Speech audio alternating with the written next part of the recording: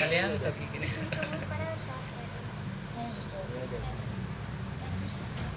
cycle वाले हम 10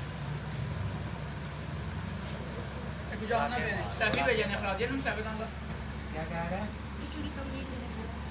चूड़ी का मुंह चाहिए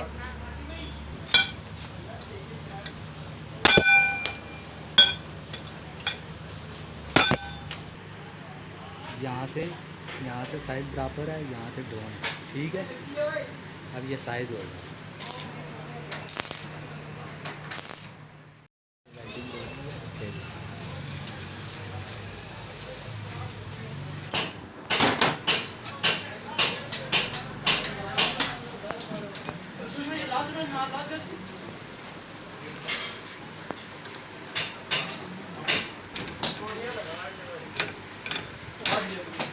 सारे खत्म हुई थे वापस जेड़े जेड़े जिथे पे होने ना उत्थे ही रहन जाकर और कड्डी च लिया कर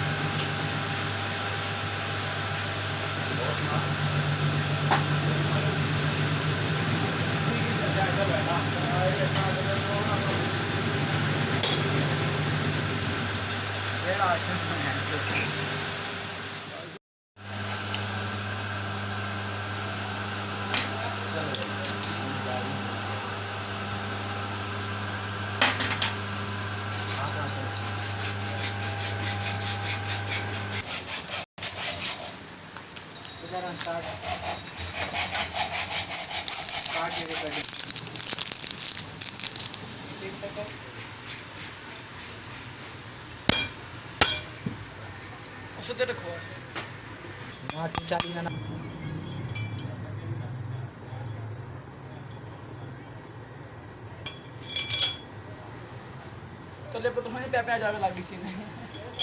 तो ले पैपे